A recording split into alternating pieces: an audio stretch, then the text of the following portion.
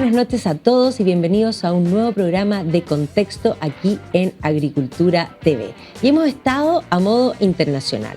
Y hoy día también tenemos a un invitado internacional, otro argentino, así que estamos a modo argentino y yo estoy feliz porque todos ustedes saben que yo soy media argentina y esto me hace sentir que mi padre estaría muy contento. Cristian Iturralde, ¿cómo estás, Cristian? Bienvenido a Chile. Muy bien, Maga, la verdad que te agradezco muchísimo la invitación y feliz de estar nuevamente en esta queridísima patria. ¿Cuántas veces has estado acá? Mira, yo tengo gran parte de mi familia es chilena. Ah, mira tú, estamos al revés entonces. Bueno, sabía que vos tenías, yo no sabía que vos Sí. eras media argentina.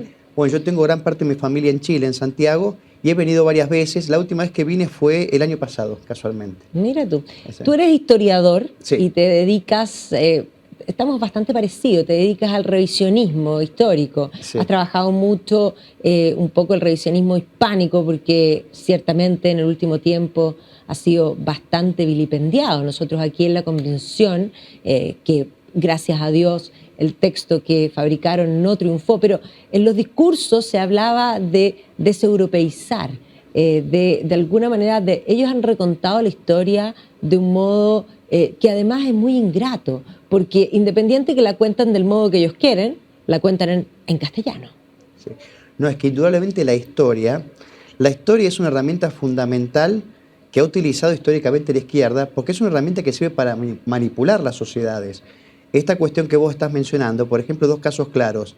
Yo siempre menciono la cuestión de la Inquisición y la conquista de América. Son los dos, digamos, sucesos históricos que ha utilizado históricamente la izquierda ¿para qué? Para criminalizar todo lo que tenga que ver con religión, cristianismo, hispanidad, etc. Entonces, la historia creo que es una parte fundamental en la batalla cultural que me parece que a veces subestimamos nosotros, ¿no? Pero sí, indudablemente la cuestión histórica yo creo que es parte fundamental de la batalla cultural. Bueno, ahí ellos han usado mucho la Inquisición, cosa que además tampoco ellos la aclaran, porque hay que comprender que el Tribunal de la Inquisición no es un tribunal permanente, sino hasta el siglo XVI, por una parte, pero por otro lado tampoco hacen el contraste, porque en el marco del siglo XVI estamos hablando del periodo de mayor intolerancia de la historia, que son las guerras de religión, y efectivamente si hacemos la revisión completa, probablemente los calvinistas en su casa de bruja mataron más gente que toda la historia de la Inquisición completa. Esto lo reconoce un propio historiador de fuste del protestantismo, que es Charles Lea. Él tiene varios tomos de principio del siglo pasado y dice que solo en guerras de religión en las regiones protestantes murieron 200.000 personas. En las regiones católicas donde hubo Inquisición no hubo guerras religiosas. De modo que defender la ortodoxia y la tradición propia tiene grandes beneficios a nivel social. Y la heterodoxia evidentemente trae este tipo de guerras y ese tipo de cuestiones, ¿no? Entonces sí, indudablemente se ha mentido mucho, especialmente para atacar, porque la izquierda siempre ha tenido presente que la cuestión de la fe y de la religión es fundamental en esta batalla cultural.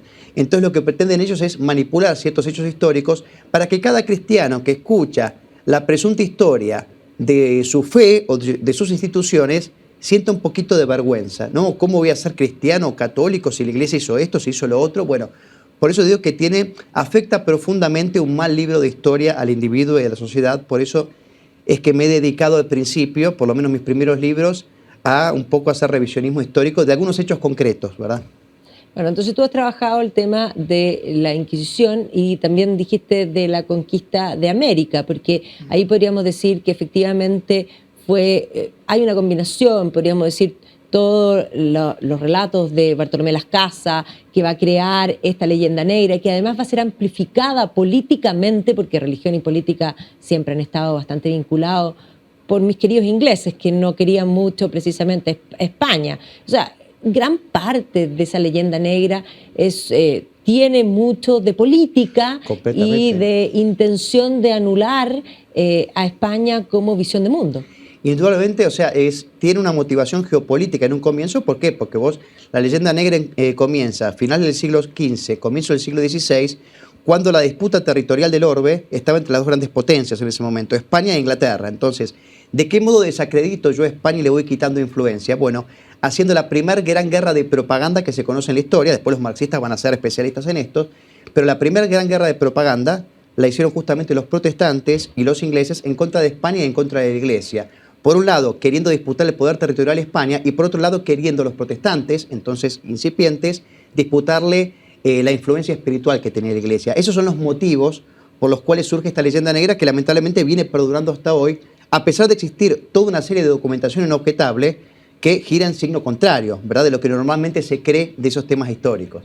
Sin duda, además hay estadísticas que los números no te dan, simplemente. O sea, cuando tú analizas al propio Bartolomé Las Casas, que sin duda tenía una intención. Él tenía una intención de girar y cambiar ciertas políticas que pueden haber existido humanamente, malas prácticas siempre en la vida, hay de todo, en la viña del Señor, dicen por ahí. Sí, sí, sí. Pero más allá de eso, él exagera. Totalmente. Él hace una caricatura. La caricatura se parece a ti, pero exagera tus rasgos para que se te aparezcan. Y básicamente, si tú lo llevas a número, no te dan las estadísticas, porque es más, incluso por la cantidad de población, en fin, Exacto. los estimativos, no hay por dónde. Totalmente, Maggie. ¿Sabes que vos que Bartolomé de Las Casas, que es un personaje que es conveniente dilucidar, es una de las fuentes más desacreditadas por propios y por extraños, justamente por este nivel panfletario? Sí, pues. Porque él nunca te dice dónde suceden los presuntos abusos, quién los comete y dónde se comete. Entonces es todo muy, muy vago, ¿verdad? Y bueno, esto indudablemente da para otro programa, pero él ya era una persona, digamos, ambiciosa, tenía sus rasgos, la miseria como podemos tener todos nosotros. Sí, pues. Pero fíjate vos que así todo, por eso siempre digo que la promotora de los derechos humanos, hoy que está tan en boga la cuestión de los derechos humanos empiezan con Isabel la Católica y con la España católica. Pero por supuesto, o sea, Francisco de Vitoria es una pieza clave y ahí es donde en general se habla de estos abusos, pero no se habla de todo lo que va a ser el derecho de Indias, la legislación de Indias, que es una cosa impresionante. O sea, a mí me tocó ser ayudante de descubrimiento y conquista de América y me dediqué específicamente a toda la legislación de India. De hecho, tengo una edición de 1648 en mi casa, que es una belleza, pero las leyes de India son un documento jurídico que sienta las bases a todo lo que es el derecho internacional hoy día. Te digo que incluso no existe en la historia un caso en que la potencia conquistadora, por hablar de esos términos, y porque a mí no me gusta hablar de conquista, sino más bien de gesta de liberación, porque fue lo que fue efectivamente, pero después podemos hablar del tema ese, es la primera vez en la historia en que el pueblo que interviene o que conquista, digamos, donde los conquistados tienen ipso facto en ese mismo momento los mismos derechos que el conquistador. Exacto. Porque el indígena al mismo momento es igual ante la ley y por supuesto igual en dignidad frente a Dios. Porque algo que caracteriza a las regiones católicas es que el indio, como el africano, tienen alma y tienen, por supuesto... Son personas. Son personas. Lo que no sucedía en las regiones protestantes, donde en general se los segregaba a los negros y a los indios, y se los perseguía y en muchos casos se los exterminaba. Entonces, esta visión propia de la España católica me parece a mí que tiene que ser reivindicada como iniciadora de los derechos humanos, como vos bien has dicho, a nivel mundial. Pero lamentablemente hoy está todo cambiado. Es increíble que no se le reconozca eso ni a la Iglesia ni a España, ¿no? Una de las cosas que ha sucedido, bueno, yo soy una convencida de que política y religión han estado siempre unidos. Y efectivamente, cuando podríamos decir Dios como concepto comienza a diluirse en Occidente, el ser humano necesita religión. Y religión no necesariamente es Dios, sino que religión es algo que te, como dice la palabra, religare, que te une, que te da sentido, que te da propósito. Y el socialismo va a surgir como una religión de sustitución y que se va a manifestar finalmente con estructura y con visión desde el marxismo. El marxismo como religión va a reinventarse muchas veces y tú ahí has trabajado bastante de ese tema. Sí, evidentemente es como decís vos, porque yo hablo del marxismo en general o poder hablar o propiamente de la Escuela de Frankfurt, que seguramente entraremos después. Yo diría que es un crimen organizado, es una mafia a largo plazo para corromper completamente y destruir a la sociedad occidental cristiana. Y esto es reconocido por ellos mismos, ¿verdad? Entonces, por eso, cuando nosotros, como derecha, o nueva derecha, conservadores, o como queramos llamarnos, hablamos de la batalla cultural, tenemos que tener presente que la cuestión de la fe es fundamental para el enemigo. O sea, el enemigo siempre lo ha tenido presente. Yo te mencionaba en otra oportunidad que el propio Henri Lefebvre, que es uno de los, digamos, filósofos marxistas más reputados, por lo menos en los años 50, tiene un trabajo que ha sido muy divulgado en su momento que se llama El marxismo. Él reconoce abiertamente, dice, el único y verdadero enemigo del comunismo es la Iglesia Católica. ¿Por qué? Porque constituye una barrera infranqueable para todos estos postulados disruptivos, digamos, que corrompen al hombre, al progresismo, por ejemplo. ¿Por qué? Porque la Iglesia Católica tiene una doctrina bimilenaria, tiene principios perennes, tiene principios que son innegociables e implica una obligación para el cristiano. Entonces, el cristiano sabe qué es lo que puede hacer o qué es lo que debe hacer y lo que no debe hacer. Entonces, eso para el marxismo, lógicamente es una institución y es una religión que se opone completamente a la penetración de este tipo de, digamos, de ideologías, ¿no? Feminismo, ideología de género, lo que vos quieras. Entonces, por eso siempre ha tenido muy claro el marxismo, que hablemos del cristianismo en general, porque hoy todos los cristianos, Sí, independientemente de su denominación... Todas las diferencias que teníamos en el pasado hoy día han convergido en... Es más, tenemos muchas más cosas en común que las diferencias. Totalmente. Y es más, tenemos un enemigo común que nos hace unirnos. Eso también es, podríamos decir, geopolítica. Totalmente de acuerdo. Hoy por hoy creo que estamos todos unidos, me parece perfecto. Bueno, tú has estudiado la Escuela Crítica de Frankfurt, que yo hoy día creo que es importante replantearla, porque ciertamente hay ideas que están en el ambiente que la gente las percibe, pero la mayoría de las personas tienen ideas de otro, repiten ideas de otro, y lo más tremendo, a mi juicio, es que no saben de dónde vienen esas ideas. Claro. Entonces, ¿qué rol cumplió? Porque ciertamente es una reinvención del marxismo que ya no se llama marxismo, porque siempre se cambian los nombres, estructuralismo, en fin, pero es la misma cosa con otro paquete. Es que de hecho ellos fueron también, que surge en plena República de Weimar, donde era un desastre económico, social, etcétera, y fueron muy astutos estos marxistas reformistas, digamos que tenían sus diferencias, ¿no?, con los ortodoxos. Y ellos titulan su Instituto de Investigación Social. Le habían puesto antes marxista, pero para evitar, digamos, para intentar captar incautos, dicen, bueno, no pongamos que es marxista, pongamos Instituto de Investigación Social. Y en ese acto, que parece casi simbólico, me parece que es muy representativo de lo que logra esta izquierda reformada, porque es lo que ha logrado. Yo creo que ha logrado de algún modo el sueño del tirano. ¿Cuál es el sueño del tirano? Tener manipulado completamente o sujeta completamente una sociedad sin que esta sociedad tenga conciencia de su estado de manipulación. Porque una cosa son, por ejemplo, si vos tenés, digamos, a la usanza de Stalin, por ejemplo, estás con tanques, Kalashnikov, es mucho más fácil poder ver quién es el enemigo. Ahora, lo peligroso, y vos sos consciente de tu estado de opresión, y tarde o temprano te vas a liberar, como de hecho ha sucedido. Ahora bien, cuando la sociedad no tiene conciencia de ese estado de opresión, justamente por esta ingeniería social y este modo más sutil de penetrar que tiene la izquierda, bueno, es muchísimo más peligroso. Y esto fue un poco lo que se propuso la Escuela de Frankfurt cuando vieron que esa vieja, digamos, el modo tradicional no funcionaba. Que la lucha de clases vista como tal estaba un poco superada, que había que reinventarla. Completamente. Si querés, así en 3 minutos hago un poco de historia para que la gente entienda. Surge, yo creo que el mérito que tienen es que ellos surgen desde el fracaso, van pensando desde el fracaso. ¿Cuál es el fracaso que tiene la izquierda?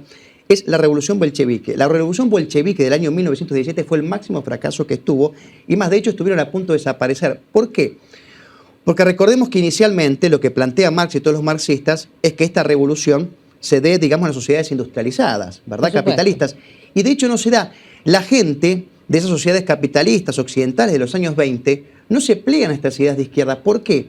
Porque el capitalismo para entonces ya estaba dando sobradas muestras de, digamos, beneficios a nivel social. Por ejemplo, o sea, no era el mismo capitalismo, el de la época de Marx, de 1848, donde él va denunciando, y el capitalismo se va reinventando, y para el año 1920 hay seguro social, hay vacaciones pagas, hay un sinfín de derechos que ya va teniendo el hombre en las sociedades occidentales. De modo que, claro, el hombre que estaba en aquel momento en Alemania, por ejemplo, dice, no, pero ¿para qué voy a, digamos, a ser yo marxista si acá tengo posibilidad de ascenso social, etc.? O sea, entonces hubo una mala lectura de esos marxistas que no se dieron cuenta que en realidad la gente era imposible poder penetrar con el famoso discurso economicista cuando lo estábamos yendo muy bien en las regiones occidentales. Pero hubo otra cuestión que no supieron ver.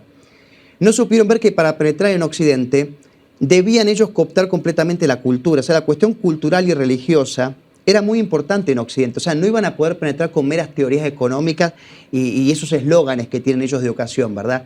Entonces ellos dicen básicamente, te la hago corta, bueno muchachos, nos tenemos que reinventar, la izquierda se tiene que reinventar porque si no vamos a morir, porque aparte la revolución bolchevique ya era visible a todo el mundo que era una revolución que había traído asesinatos en masa, donde la situación económica era desastrosa.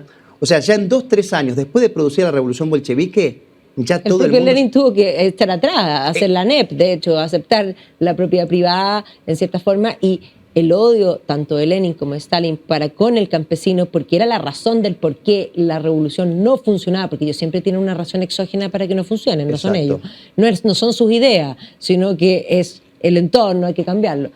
Llevó a una cantidad de, digamos, de matanzas en el sentido de inanición, porque son hambrunas provocadas por el Estado, o sea, deliberadas. Totalmente, aparte se quitó cualquier tipo de libertad, porque bueno, un rasgo de la izquierda principal es justamente no cumplir absolutamente nada de lo que dicen, ¿no? Anteriormente. Entonces, el trabajador, bueno, sabemos que el salario lo percibía en especies, bueno, era un desastre. Entonces, hasta los propios izquierdistas dijeron, no, empecemos, ya iban renegando, ¿no?, de su apoyo a la revolución bolchevique. Entonces, unos alemanes que estaban ahí, entre ellos estaba, bueno, Erich Fromm, Adorno, Marcuse viene un poquito después, dicen, muchachos, tenemos que cambiar la estrategia. La revolución no puede darse en términos económicos, la revolución tiene que ser concebida en términos culturales. Entonces, ellos se abocan, la escuela de Frankfurt, van distintos especialistas, pero ellos ven a la cultura como un todo, ¿verdad? Es la primera vez, o sea, la escuela de Frankfurt, de hecho, nace en 1923, es la primera gran usina de pensamiento que tiene el marxismo, pero acá, lejos de abocarse exclusivamente como hacía el Instituto Marx Engels de Moscú, simplemente en antropología y sociología, acá tienen especialistas en pintura, en música, en psicología. Es decir, que ellos van viendo, bueno, tenemos que abarcar todos los frentes posibles de la cultura para ir penetrando en la sociedad de un modo sutil, ¿verdad? Entonces ellos ya dicen, bueno, vamos a lograr un poco, vos lo mencionabas, yo te he escuchado en alguna intervención tuya pública, Gramsci. Gramsci, por supuesto, que tiene la misma tesis, ¿verdad? De hecho, fueron coetáneos, pero no tuvieron, digamos, de contacto entre ellos, pero bueno, la tesis básicamente es la misma. Cooptemos la educación y a través de la educación vamos a poder nosotros, tenemos que vaciar a la cultura de significado y tenemos que inyectar la ideología. Y poco a poco, bueno, ellos fueron, de hecho, cambiando el pensamiento social. Fíjate que en los Estados Unidos, en menos de 20 años, digamos, ya la juventud estadounidense, estamos hablando de los años 50, ¿entendés? 40, 50. De hecho, la época de oro del capitalismo, que se da del 45 hasta el 70, vos fíjate, vos qué curioso, la escuela de Frankfurt trabaja a sus anchas, adoctrinando a todos los jóvenes estadounidenses en un periodo en que Estados Unidos estaba, por un lado, en una lucha geopolítica contra el comunismo, y no veía la importancia que tenía la cultura. Ellos mismos estaban albergando en sus propias universidades a estos ideólogos alemanes. Y bueno, y esto da, como se dice, como fruto, el famoso Mayo del 68, ¿verdad? El primer gran movimiento de transgresión moral que se da en Occidente es por todo este trabajo que fue haciendo la escuela de Frankfurt, llegando hasta el Mayo del 68. De modo que, por eso decimos que es el inicio de la nueva izquierda. No, además que eso se replica de Mayo del 68 francés, el movimiento Probo, por ejemplo, en Holanda, que es una cosa que además es que va a convertirse en algo muy popular, porque esa tradición de libertad y libertinaje de Holanda se va a combinar también con una época del rock que va a ser muy importante. O sea, si nosotros pensamos en Yoko Ono y John Lennon con la bicicleta blanca, que era el movimiento Probo, por la paz, y luego Pink Floyd haciendo el recital el año 69, exacto, The Doors, apagando Jim Morrison literalmente totalmente en el escenario y muriendo después en París. O sea, todo eso era una combinación de algo que se veía, podríamos decir, cool. Totalmente. Entonces, el paquete era fascinante. Exactamente. Por eso fíjate que, claro, el Mayo del 68 es un antes y un después, y el Mayo del 68 es producto, pero 100% de la escuela de Frankfurt. Pues de hecho, Gramsci no estuvo ni implicado ahí. Ni siquiera se lo cita Gramsci, eso es una cuestión muy curiosa. Se lo cita a pie de página de algunos de los documentos o de los referentes del Mayo del 68. Gramsci, por supuesto, que hizo lo suyo. Pasa que las obras de Gramsci son traducidas mucho tiempo después, especialmente al español y al inglés, y digamos, su nivel de influencia fue posterior al que tuvo, por ejemplo, la escuela de Frankfurt, ¿verdad? Pero como ahí Marcuse es principalmente el que va a retomar a Gramsci abiertamente. Posiblemente, yo no estoy 100% seguro de que él lo utilice o lo haya. Yo no lo he visto mencionar a Gramsci, pero es posible que ella conocía, porque en los grupúsculos socialistas sí circulaban escritos, sí, claro, pero no era conocido a escala global como si era, por ejemplo, la escuela de Frankfurt, que están en la Universidad de Columbia, Princeton, y eran tipos que tenían tanto financiamiento que sus trabajos llegaban a las multitudes. Gramsci no tuvo esa suerte y hubo que esperar tiempo después. pero el fruto de eso es, como vos decís, una juventud abandonada al irrealismo, al hipismo, el rock progresivo, como decís vos, Pink Floyd, con la experimentación del LSD y ese tipo de cuestiones. Bueno, es todo parte de este libertinaje que va promoviendo, ¿no?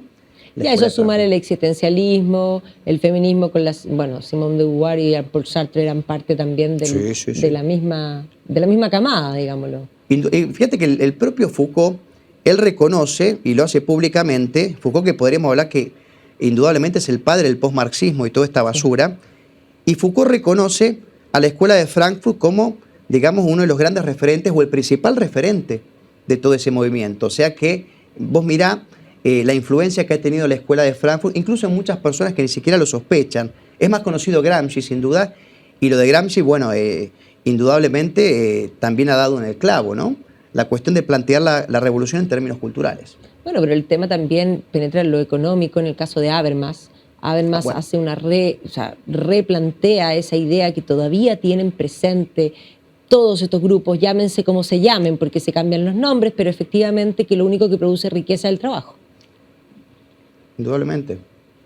Indudablemente, pero fíjate que es importante señalar un poco lo que decía antes, que porque hoy muchas veces se cree que en los países donde existen ciertas libertades o en los países donde por lo menos nominalmente existen democracias o socialdemocracias, no puede penetrar el marxismo. Esto lo cree ingenuamente mucha gente de derecha y sin embargo la máxima influencia que tuvo la Escuela de Frankfurt, por ejemplo en este caso, o el propio Gramsci, fue en tiempos de bonanza económica.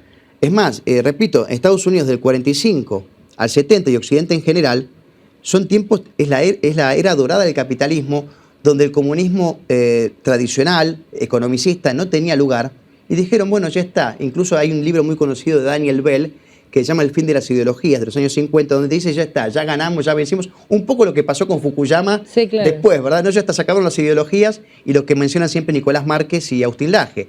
La gente pensó que caída la gran bestia roja, caído el muro, bueno, ya está. No, se reinventa la izquierda, se ha reinventado muchas veces y la derecha ha repetido, lamentablemente, su ingenuidad o su subestimación de la cuestión cultural. Y así, bueno, va resurgiendo la izquierda.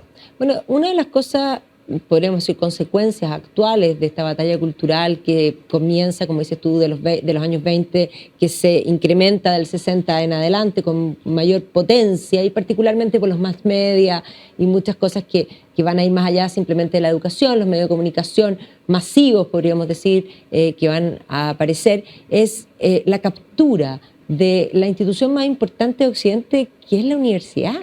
Hoy día las universidades se definen, dice, una universidad debe ser pluralista. Yo digo, ¿de cuándo? Porque las universidades eran asociaciones de maestros y discípulos en busca de la verdad, digamos, con artículo definido. Eso significa que hay una verdad y se llama Dios. ¿Qué pasó? Mira, yo los he escuchado tanto a vos en el programa que habían tenido anteriormente ustedes, creo que fue la semana pasada, entre vos y Nicolás. Los escucho son una muy buena, son cuestiones que no se mencionan. Y vos hablaste incluso, te animaste a hablar de la universidad medieval. Viste que la gente le tiene miedo. Uy, no, es medieval, debe ser oscurantista. Es medieval, como oscurantista. Y sin embargo, y Nicolás en su momento habló de la cuestión de las disputatio, los debates, ¿no? Y la gente no se da cuenta, o no cree, ni los propios católicos sabemos, primero que la universidad es un invento 100% de la Iglesia Católica. Sí. O sea, las universidades, incluso gran parte de las modalidades y los modos de presentar las tesis, etcétera, son los mismos que planteó en su momento, entre el siglo XI y el siglo XIII, se fundan las primeras universidades a nivel mundial de gran reputación, ¿no? Y existía la libertad de cátedra. O sea, si alguien permitió la libertad de cátedra, justamente es la Iglesia Católica, porque fíjate incluso ahí las grandes disputatios que había entre judíos y católicos, etcétera. O sea, había una libertad total, contrariamente, hoy no existe. O sea, porque dentro del programa de las universidades católicas medievales, ellos enseñaban, por supuesto, estaba la lógica, dialéctica, bueno, retórica. O sea, se promocionaba y se ayudaba, digamos, a formar el pensamiento crítico, que es justamente lo que hoy nos enseña. No. O sea, se enseñaba a pensar en la Edad Media. Esto es objetivo, esto lo pueden buscar, sí. Y vean ustedes cuáles son los discípulos y la gente que ha salido de sus universidades. En cambio, hoy básicamente son centros de adoctrinamiento, ya no son centros de estudio, como bien decís, son centros de adoctrinamiento. Y de habilidades prácticas, que eso es de alguna manera lo que se ha reemplazado, porque todo se busca. O sea, si tú hoy día tienes que hacer un curso, te van a plantear y te van a hacer tu programa en base a las habilidades que van a aprender. Entonces, a ver, y además te hacen, me da risa a mí porque yo ya no hago clases en la universidad, no estoy dispuesta a lo políticamente correcto, y sin duda, entre las cosas te dicen, ya, ¿qué vas a pasar esta clase? ¿Qué van a aprender? Entonces, ya, yo lo lleno y digo, pero esto es ridículo. ¿Y por qué es ridículo? Te dice, bueno, porque esto supone que mis alumnos están muertos. Entonces, porque yo no sé qué voy a pasar esta clase. Yo sé lo que pienso que quiero pasar. Claro. Pero si en el minuto 10 un alumno me hace una pregunta interesante, la clase completa puede versar de otra cosa. Totalmente. Y de eso trataban justamente esos intercambios que se daban de modo natural. Iban surgiendo varias cuestiones que después se trataban y se discutían. Y hoy no está esa posibilidad, como decís vos, de discusión. De hecho, vos fíjate que en este sentido, los mayores imbéciles y los mayores promotores de imbecilidades provienen de la educación superior, sí. Incluso de universidades de la Ivy League de los Estados Unidos, de modo que ese presunto grado de instrucción superior puede ser en cuanto a cuestiones técnicas específicas, como decís vos, pero en cuestiones de orden general o de cultura general, evidentemente salen estúpidos de ahí. Te dicen, no, sí, el sexo es intercambiable, cada uno puede... Bueno, entonces evidentemente ha habido digamos, una modificación sustancial en lo que debe ser, digamos, la educación, ¿no? Ayudar a pensar, enseñar las dos versiones, ¿no? Eso no existe hoy. Después que vaya formando su propio juicio y criterio el alumno, claro. Pero hoy eso no existe, y incluso vos lo querés llegar a plantear y automáticamente sos cancelado, censurado, etc. O sea, hoy día hay un solo discurso, que además pretende que todas las universidades en lo políticamente correcto sean todas parecidas, que todas se miran al espejo y todas además en la academia, no sé, a mí me da mucha risa la academia porque dentro de esta lógica y de esta estructura que ellos han generado, la academia es un grupo de iniciados que habla en difícil para ellos, claro. Y que usa palabras que a mí me da mucha risa, porque yo no soy público general y como no siendo público general, muchas veces cuando hablan, yo digo, ¿qué quiere decir? ¿Qué está diciendo? Porque en rigor no están diciendo nada. Eso es propio, claro, de esa prosa enroscada propia de la izquierda justamente. Tampoco tienen demasiado que decir. Y como decimos, esto es yo siempre se lo escuché por lo menos a Nicolás decir varias veces. Claro, vos sos cancelado, sos acusado automáticamente de lo que hoy llaman crimen de odio. ¿Y qué es el crimen de odio? Bueno, la mejor, por lo menos, definición que yo escuché, que es la de Nicolás, que era algo así como decir, toda manifestación gestual, verbal o escrita que se oponga o ponga en duda, digamos, al pensamiento hegemónico, ¿verdad? Entonces, cualquier cosa en la que vos quieras plantear un disentimiento automáticamente es considerado un crimen de odio. De modo que yo creo que no puede confiarse ya en la educación formal. Yo creo que, por supuesto, no estoy diciendo que la gente no tenga que ir a estudiar, obtener sus títulos, etcétera, pero creo que todo pasa, tenemos que apuntar más a la autogestión, a ser autodidactas nosotros y a no someter o a no depender de que nos den, digamos, todo lo que necesitamos las educaciones formales, la institución formal. Está la familia, por supuesto, pero también hay un trabajo propio nuestro, que es ir poco a poco, extendiendo nuestros conocimientos, ¿no? Pero yo creo que ahí tú das en el clavo, porque yo soy una convencida de que la única educación real existente, no hoy día, sino en la historia, es la autoeducación. Sí. Independiente que ciertamente la universidad, hoy día los colegios, porque los colegios no tienen 200 años, las universidades tienen 1000. Entonces la gente dice, pero ¿cómo? La gente iba a la universidad y no iba al colegio. Ciertamente existían algunos colegios de la iglesia, o bien posteriormente cualquier persona que tenía conocimientos podía tener pupilos y por lo tanto enseñarles lo que él quería, pero no existía un currículum. Totalmente. No había un currículum que había que cursar para entrar a la universidad. Y por lo tanto, ciertamente eso te da una estructura, pero si nosotros miramos grandes intelectuales, por ejemplo, yo me dedico a la era victoriana, los intelectuales más importantes victorianos muchos de ellos no tuvieron ninguna educación formal. Y sin educación formal son probablemente de las personas que más marcaron dentro de su periodo y posteriormente. Si nosotros pensamos, un poco para la gente que nos está escuchando en su casa, Leonardo da Vinci no fue nunca al colegio, no fue tampoco a la universidad, y no podríamos decir que fue un hombre maleducado o que no tenía conocimiento, se lo considera un homo universal. Si nosotros pensamos, William Shakespeare fue al colegio, sí, tuvo educación digamos, primaria, principalmente en los clásicos, pero no fue nunca a la universidad, y hoy día es objeto de estudios universitarios. Y si pensamos, no sé, en Charles Dickens, por decir algún novelista, fue 2 años al colegio y nada más. Y por lo tanto, ¿cómo aprendió? Bueno, como la única manera como se aprende es autoeducación. Muy interesante esos datos que yo no conocía, evidentemente. Tal vez a veces se sobredimensione la importancia que tiene tal vez la universidad. Ojo, yo creo que, repito, cada uno que siga sus carreras, pero no hay que descuidar esta cuestión, como decís vos, por lo menos para lo esencial que hoy nos da, que es la autogestión en el estudio. Pero fíjate vos, yo pensaba hace un rato, cuando vos hablabas, que la involución que se ha dado en la educación lo podemos comprobar de un modo muy sencillo. Siempre cito, por ejemplo, yo te aseguro que un campesino medieval tenía una inteligencia práctica mucho mayor a la que tiene el hombre promedio hoy, con toda la información, digamos, y recursos a su acceso. Por ejemplo, un campesino medieval, sin ningún tipo de instrucción, por lo menos tenía un sentido común desarrollado y por lo menos no iba a rechazar la realidad, la reconocía tal cual era y sabía lo que estaba bien y lo que estaba mal, ¿verdad? Sí. En cambio, hoy vemos, por ejemplo, con un rechazo de la realidad completo y tenés el pasto ahí, que es verde, y los tipos te objetan eso. Entonces, evidentemente... Bueno, el propio Chesterton decía, a comienzos del siglo XX, llegará un minuto que tendremos que usar una espada para defender que el pasto es verde. Creo que le saqué. Y la verdad es que es verde. Un visionario. Se aparece a los sentidos. Pero además él tiene otra cosa que es muy interesante, porque Chesterton para mí es una de las cosas más magníficas que ha existido. Yo siempre digo que el día que yo me muera, después de ver a mi padre, mi hermana, en fin, después de saludar a Tolkien y decirle gracias maestro, y buscar a Oscar Wilde con un champán y decir, Oscar, explícame, yo voy a ir a buscar a Chesterton con una buena cerveza y me voy a sentar a conversar. Como estaban ellos, con Wilde, con todos. Y aparte tipo muy divertido. Pero por supuesto, o sea, fascinante.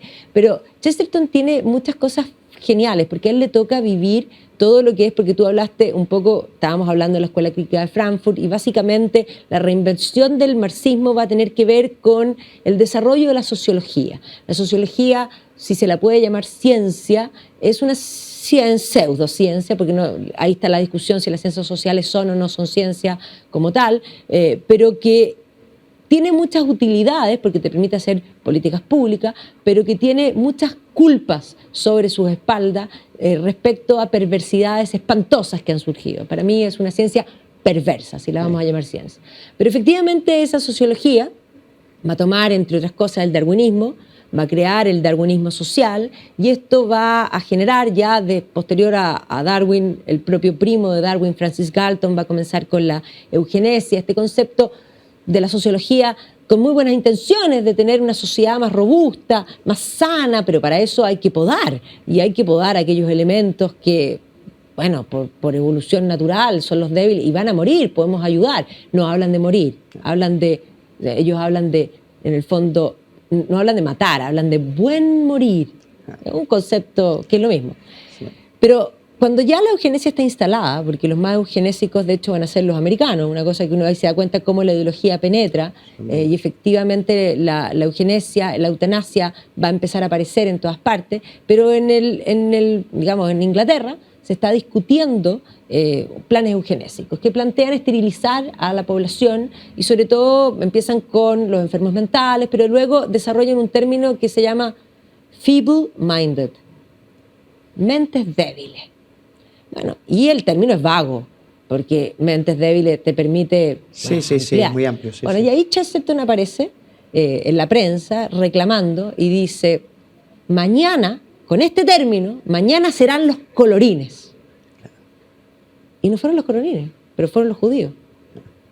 Y hoy día están los niños por nacer, y es lo mismo. O sea, el sacar personas, esto que hablábamos de España, persona única, irrepetible. Pensemos, 1870, un negro no era persona, lo podías esclavizar. 1940, un judío no era persona y lo podías matar. Y es más, hoy día un niño por nacer, dependiendo del tiempo y de quién lo establece, no es persona y es desechable, lo puedes matar. No ¿Qué nos es, pasó? no es indudable. Bueno, yo siempre cito, hay una tesis que no ha sido, digamos, objetada. Digamos, vos que estudiás, sos filósofa, dentro de lo que es la filosofía y la historia, que lo que pretende es, digamos, explicar cuáles fueron los principios rectores de las principales sociedades o las sociedades, digamos, más exitosas, ¿no? Históricamente, más allá de su religión, tiempo geográfico, etcétera. Y de lo que ellos dan cuenta es que una sociedad o sea, ellos logran encontrar ciertos patrones comunes a todas las sociedades históricas y disímiles entre sí que lograron florecer. Bueno, el primer factor o patrón común es que son tipos que defienden y abrazan su propia identidad y, por supuesto, son sociedades con un sentido de trascendencia. Ahora bien, ¿cuándo comienza a decaer una civilización? Indefectiblemente, y eso es algo empíricamente comprobado, porque ellos te van citando más de 50 civilizaciones. Bueno, en el momento que esa sociedad comienza a rechazar su propia identidad, ¿qué es lo que sucede hoy en Occidente? Es lo que dice Toynbee. Es lo que dice Toynbee. Las civilizaciones mueren por suicidio, básicamente. Algo así creo que es lo que dice. Y es lo que estamos haciendo nosotros. Y esto es que esté institucionalizado poder asesinar a un niño, a un bebé, es algo que no se ha dado jamás en la historia, pero no de un modo tan natural, sistemático e incluso, digamos, socialmente correcto. Entonces, esto es un signo inequívoco de una sociedad que está, digamos, pronto a desaparecer si no actuamos rápido y por lo menos, bueno, yo también, como dice también Nicolás, y en esto compartimos mucho, yo tengo digamos, grandes expectativas en cuanto a lo que se está haciendo, lo que se está construyendo, y yo creo que está habiendo una reacción. Entonces yo creo que vamos a intentar, finalmente vamos a vencer, o solo Dios dirá, pero creo que estamos en el buen camino, justamente primero detectando todo esto que está sucediendo y en esta tarea de intentar restaurar la civilización en sus principios fundantes, ¿no? Que bueno, es un poco también lo que vos decís siempre. Bueno, como decía aquí, ya no yendo a la filosofía, sino que a la cosa práctica, pero la Margaret Thatcher decía que el peor enemigo del socialismo no era el capitalismo, era la realidad. Ah, sí. Y ciertamente la realidad se aparece. Y claro, yo creo que hay hoy día un sentido, el sentido común, que como decía Chesterton es el menos común de todos los sentidos, que se aparece un poco a la vista, porque esta nueva izquierda y la izquierda en general parte diciendo la verdad no existe, pero lo afirman como la primera verdad. Exacto. O sea, son geniales. Se contradicen, una contradicción por sus propios términos, indudablemente. Y ¿sabes qué me hiciste acordar también hablando de Chesterton? Él tiene, vos te la vas a acordar mejor que yo, que digamos dice que en cada sociedad o en cada periodo histórico surgen ciertos héroes que tienen el coraje de ser inactuales. Entonces justamente lo que hoy se necesita es ser inactual. Inactual en los términos que plantea justamente el posmodernismo. ¿Y qué es ser inactual hoy? ¿O qué es ser revolucionario hoy? Bueno, justamente abrazar la tradición. Hoy ser revolucionario es abrazar el cristianismo, es abrazar los principios fundantes de la civilización occidental, la moral cristiana, etcétera, etcétera, etcétera. Bueno, ahí también tienes otra frase de Chesterton que es la que más me gusta a mí, que yo la cito constantemente y de hecho me mandé a hacer una polera con esa frase. ¿Con cuál? Que dice, la tradición es la democracia de los muertos. ¿Sabes que no la conocía esa? Mira, yo soy inmensamente demócrata y soy historiadora y creo que todos los que vivieron antes que yo merecen aún tener una voz y merecen que los recordemos y por lo tanto eso queda en la tradición y por eso hace que la tradición sea rica y sea vívida porque tiene todas las almas que fueron antes de nosotros y es nuestro deber entregar ese legado para el futuro. Completamente, aparte sería absurdo no abrazar la tradición porque es toda esa riqueza, esa sabiduría que se ha ido forjando por siglos. Entonces la tradición justamente es una solución. Es una solución primero porque evidentemente esa tradición se ha ido formando en cuestiones que funcionan. Por eso digo que, por ejemplo, la historia tiene una función incluso política fundamental. ¿Por qué? Porque vos, conociendo tu propia historia, vas a ver, digamos, porque suele ser cíclica la historia en muchos, no te digo siempre. Rima, entonces suele ser cíclica y el hombre es siempre el mismo en ese sentido. Entonces, de modo que no debería sorprender que ciertos hechos históricos se vayan repitiendo o existan ciertos patrones que nos permitan a nosotros poder preverlos. Entonces, un político que no conoce su historia bueno, evidentemente sus políticas están destinadas a fracasar. Por eso la historia es tan importante y justamente, bueno, creo que el epígrafe un poco de la gira esta que estábamos haciendo con Nicolás es en defensa de la verdad histórica, ¿verdad? Entonces es muy importante la historia, cómo manipulan, bueno, como el caso de Allende, por supuesto, y Pinochet, ¿verdad? Por supuesto, y bueno, y todo lo que estamos viendo, el antihispanismo, que no tiene ningún sentido, porque si nosotros pensamos de un modo y somos los que somos, se lo debemos precisamente a esos españoles que trajeron. Es más, somos parte de Occidente estando en otro continente, porque nuestra historia no comienza ni siquiera con la llegada de ellos.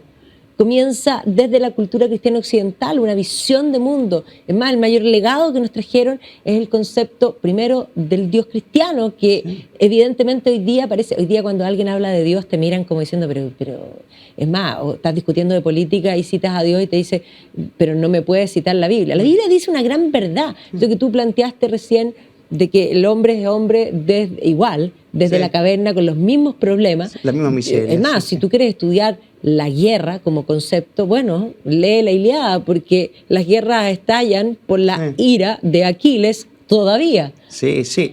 No, igualmente entiendo, ojo, sí es importante, para mí es muy importante la cuestión digamos, del cristianismo, etcétera. Ojo, esto no quiere decir para mí que siempre debamos plantear, digamos, una estrategia o responder con argumentos religiosos.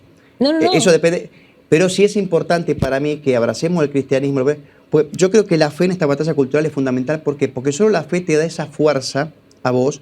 Digamos, esa fe es la que te va terminando. Vos fíjate que las máximas gestas históricas en general y los grandes arquetipos o prohombres fueron movilizados por una fe, digamos, algo que los hacía ir hasta entregar su propia vida, ¿verdad? Entonces la fe creo que es un motor movilizador fundamental en esta batalla, que incluso en los momentos de tribulaciones o adversidades, bueno, nos va a dar esa fuerza para poder sortear ese obstáculo. Por eso digo que hay personas que lamentablemente no han recibido el don de la fe, pero para los que lo tenemos creo que la fe es fundamental, porque nos va a dar esa fuerza extra que necesitamos nosotros para poder plantear y hacer, digamos, librar el buen combate, ¿no? Bueno, pero si el tema es religioso todavía, o sea, religión y política, lo que planteábamos al principio, están unidos. Completamente de acuerdo. El marxista es religioso y la religión marxista les da sentido de explicar todo y propósito de vida. Bueno, pensémonos del otro lado. La religión cristiana te da una visión de mundo y te da un sentido y te da propósito del porqué. O sea, la verdad debe imponerse. Esto pareciera ser como la lucha de la Tierra Media. O sea, estamos luchando contra Saurón y los orcos. Y básicamente, y es más, la historia entera es, como dice Tolkien, the long defeat, la larga derrota. Mira. Y volvemos de nuevo. Y otra vez. Sí. No, es que indudablemente, incluso para aquellos que no sean cristianos, no sean creyentes, siempre ha sido históricamente, digamos, un ordenador social natural. Y esto hay propios ateos. Creo que Charles Maurras, que bueno, también lo cito de vuelta a Nicolás, que él siendo ateo o agnóstico, no me acuerdo si era ateo o agnóstico, él reconoce la importancia que tiene los principios cristianos en una sociedad como ordenador. De modo que esto debería ser abrazado por todos, independientemente de su religión, ¿verdad? No, pero además hay ciertas cosas que si tú vas más allá de cualquier religión, si tú miras culturalmente, muchas culturas en distintos momentos llegaron a un ordenamiento básico bastante similar a los 10 mandamientos. Por lo tanto, cuando te dicen no hay una ley natural, sí la hay. Hay una ley natural que de alguna manera establece que hay ciertas cosas que son objetivamente malas y cosas que son objetivamente buenas. Y ese es el parámetro de intentar ser un buen hombre, porque si nada es objetivamente bueno ni nada es objetivamente malo, entonces tú eres el modelo de las cosas. Eso significaría que el mundo sería primero un caos y segundo, que sería solo la ley positiva la que te ordena, pero la ley positiva también puede estar equivocada porque puede ir en contra de principios que son de alguna manera o puede ir apoyando cosas que son intrínsecamente perversas. Yo podría decir, es más, a mí me gusta, yo siempre doy este ejemplo que la gente queda como perturbada, pero digo, a mí me encanta salir a la calle, matar a alguien, sacarle las tripas porque me relaja. Y alguien me diría, es que eso es ilegal. No, está bien, es ilegal, pero eso es intrínsecamente perverso. Exacto. Porque más allá de pensar en términos legales o ilegales, tenemos que pensar en términos de legitimidad moral, ¿no? Exacto. Y la gente a veces me parece que el aborto puede ser legal, pero es completamente ilegítimo. Exactamente. Ahí vuelves a Santo Tomás de Aquino. La ley positiva que Exacto. no se ajusta a El la derecho ley natural es inicua. Exactamente, exactamente. Sí, sí, sentido común puro. Yo me acuerdo, incluso vos fíjate que el propio Freud, que no es justamente un conservador, No. en su última etapa ya, que por eso se pelea Erich Fromm, que era un hombre de la escuela de Frankfurt, y Marcuse también llegó a ser discípulo de Freud en un momento. Y el propio Freud termina reconociendo, no sé si es el malestar de la cultura, el año del 30, por ahí, él termina diciendo que él antes era, digamos, un promotor de la liberación total del ser humano, libertad. Mientras más corrupto, mientras más se corrompiera el ser humano, más libertad iba a adquirir, o más libre y más libre iba a ser la sociedad. Esa era la tesis. Y Freud, con la experiencia, así todo, termina reconociendo y dice, no, mira, Maduro. es necesario, si no controlamos ciertas pulsiones, esto sería un caos. Entonces el propio Freud reconoce que, digamos, que conviene tener cierto control, prefiere, digamos, al caos, prefiere incluso el ser moderado o el reprimir ciertos impulsos. Porque es como decís vos, si no reprimimos ciertas cuestiones, bueno, uno puede salir mañana y hacer lo que quiera. Tiene que haber la un idea orden. del Dionisio y Apolo, o sea, Apolo tiene que estar y tiene que controlar. Finalmente es el concepto de la autodeterminación y de la real libertad. Y la libertad implica muchas más veces decir que no que sí. Pero completamente. Y fíjate vos, aparte para las realizaciones más, digamos, importantes, se dan justamente porque el hombre es capaz, tiene la inteligencia para poder moderar sus pasiones. Siempre, mira, esto lo cita, no sé si es Horkheimer, cita el caso, creo que es en la Ilíada, ¿no? Donde va el de las sirenas, no sé si te acordás cómo se llama. Ulises. Ulises. Y Ulises sabe que va a pasar, su embarcación va a pasar por una isla de las sirenas, que es una especie, digamos, de representación de la tentación. Y él le dice a los marineros, quiero que me aten. Cuando estemos por llegar a esa isla, pasemos cerca, él tiene que llegar a un destino.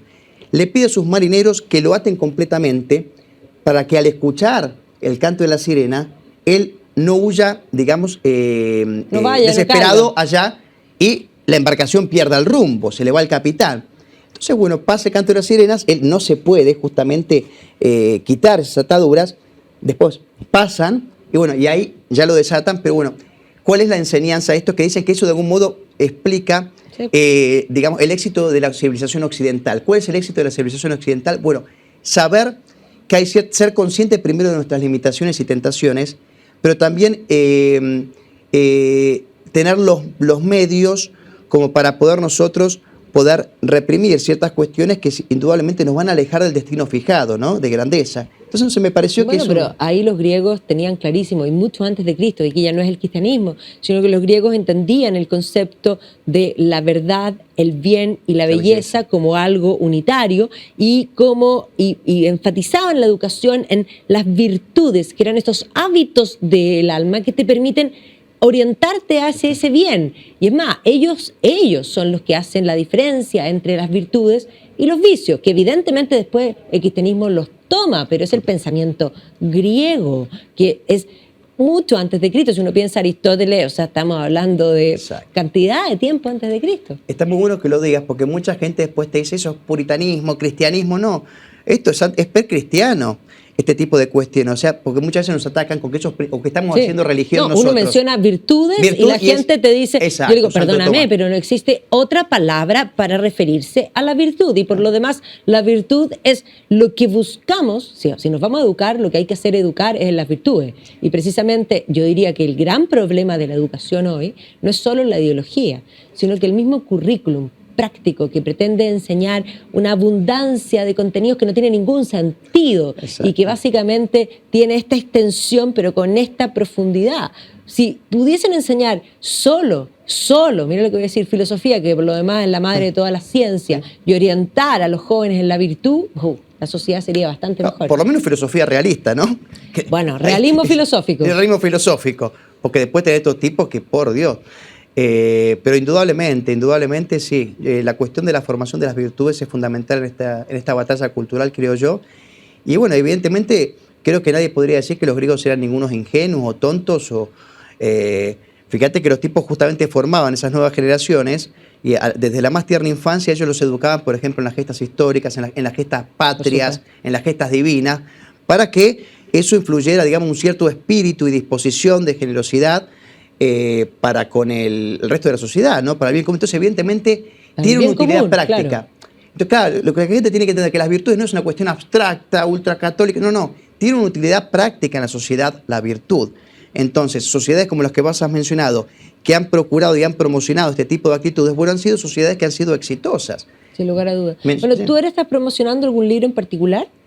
Mira, estamos ahora en esta gira, estamos promocionando, junto con el de Nicolás, el de Allende, el mío del inicio de la nueva izquierda de la Escuela de Frankfurt, que muy generosamente me ha prologado Agustín Laje. Así que estamos con el de la Escuela de Frankfurt especialmente. Interesante, porque además yo creo que ahí, bueno, básicamente es la explicación de todas las ideas que están hoy día sobre la mesa. Así que yo voy a esperar, ojalá me llegue un libro a mí, pero autografiado y dedicado Te lo a mí. hacemos llegar, es más, creo que me estaban por llegar, justo hubo una ¿Y quién complicación. publica? ¿Dónde lo encuentran? Porque es importante. Aquí, y tengo que agradecer también a Zorros y Erizos. Erizos. Zorros y Erizos, sí. Y a Paperwoods, aquí en Chile, que son los que están a cargo de la difusión de este libro, también el de Nicolás, el de Allende, a Sofía, a un hotel donde me estoy quedando también quisiera agradecer, Hotel Ugenda. Ugenda, ese, agradecer mucho, pero especialmente a estas, a la editorial, ¿no? A Zorros y Erizos, a Paperwoods, a Francisca Morrison, por supuesto, que ha organizado, ha sido gran artífice y gran anfitriona de todo esto que hemos podido hacer con Nicolás. Por supuesto, a vos, Magdalena, por el espacio. Para mí es un placer yo te voy a pedir que me mandes un libro autografiado a mí y otro libro para hacer entre nuestros auditores un concurso. Sí, por supuesto. Y porque hicimos uno otra vez sin filtro y la gente quedó fascinada. Así que aquellos que quieran el libro me escriben, ni siquiera voy a publicar una foto, nada, sino que me escriben un mensaje por interno: quiero el libro de la Escuela Crítica de Frankfurt, y vamos a hacer un sorteo que de ahí les informaremos quién se gana el libro. ¿Ya? Excelente. Y el resto lo puede comprar. El que no se lo gane, lo puede comprar. Así que bueno, te agradezco, Cristian, por esta interesante conversación. No siempre uno habla de estos temas, generalmente uno habla de la política contingente, claro, y lo que está pasando, pero este es un programa que permite eso, por eso se llama Contexto, para que podamos entrar y comprender. Así que ha sido fascinante conversar No, me encantó contigo. De un modo natural cómo iban surgiendo varios temas. Te agradezco muchísimo el tiempo, el espacio, y feliz de estar aquí en Chile. Y que te vaya muy, muy bien en todas tus conferencias. Y para todos los que están, para que busquen ahí qué conferencias van a dar con Nicolás. Y esperamos tenerte la próxima que vengas a ver a tu familia. Te esperamos aquí en Contexto. Muchísimas gracias, un gran placer. Gracias. Muchas gracias a ustedes y nos vemos la próxima semana aquí en Agricultura TV.